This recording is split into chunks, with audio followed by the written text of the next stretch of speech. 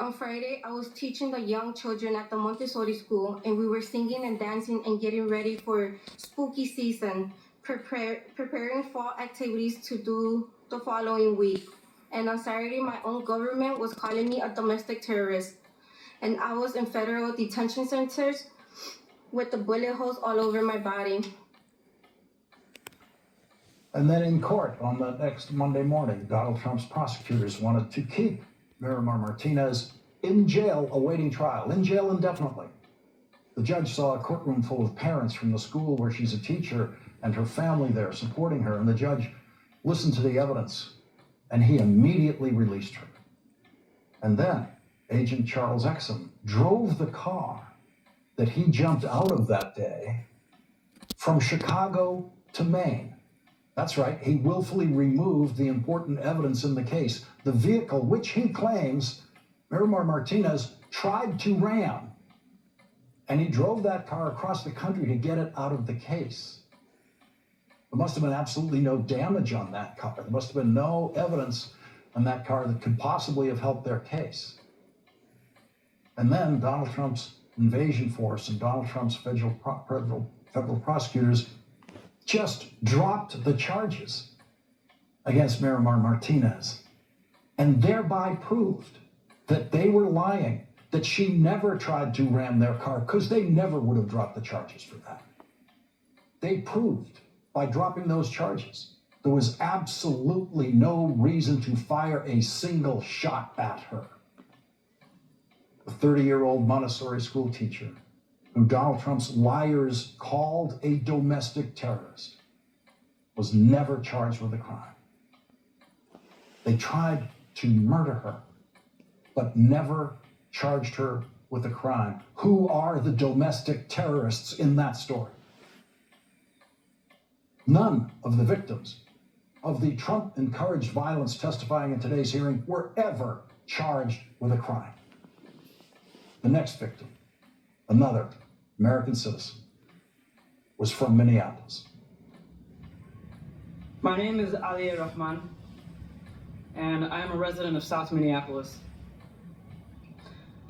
I'm a Bangladeshi American, born in northern Wisconsin, and I'm a disabled person with autism and a traumatic brain injury.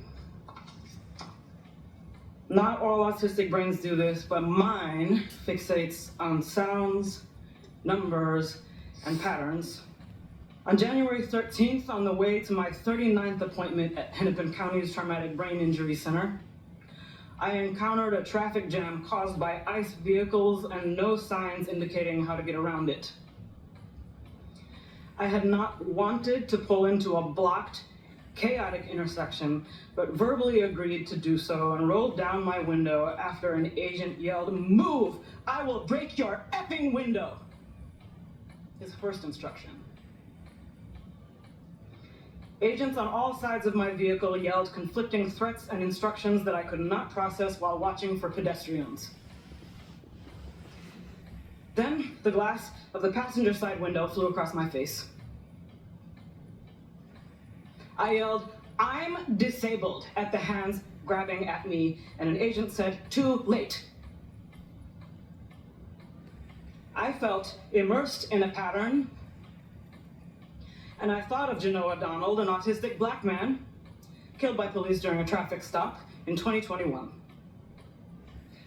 I remembered Mr. Silverio Vega Gonzalez, who was killed by ICE in his vehicle last year. An agent pulled a large combat knife in front of my face, which I thought was for cutting me, and later learned was used to cut off my seatbelt. Shooting pain went through my head, neck, and wrists when I hit the ground face first, and people leaned on my back. I felt the pattern, and I thought of Mr. George Floyd, who was killed 4 blocks away.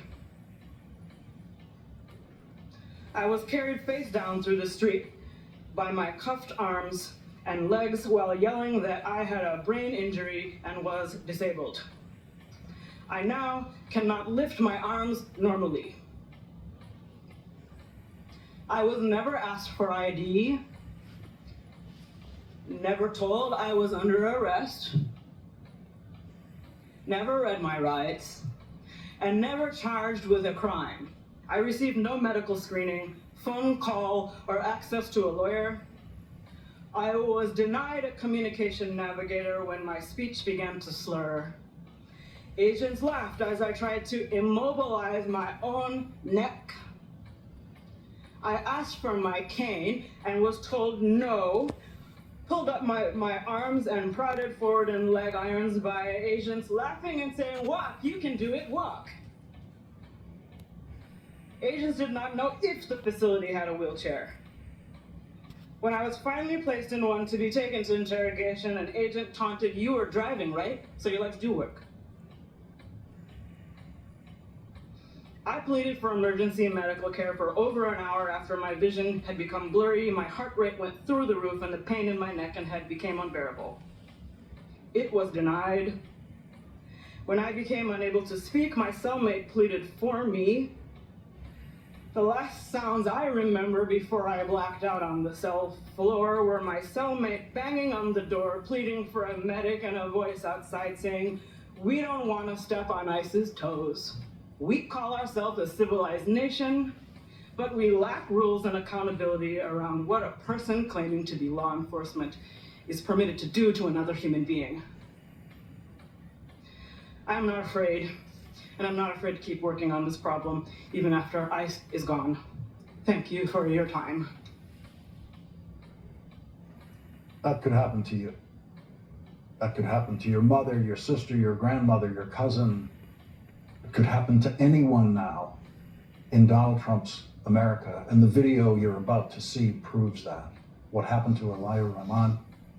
You're about to see in this video the most horrible cowards ever employed by the federal government at work for the most horrible coward to ever occupy the White House.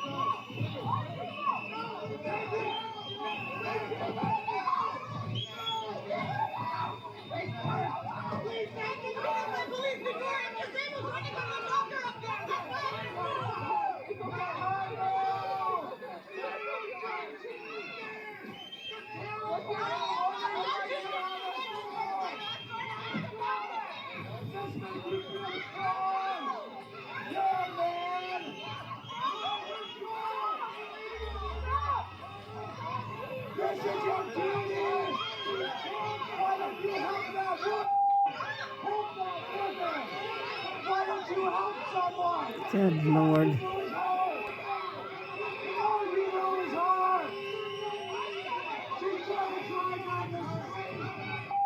What is he doing?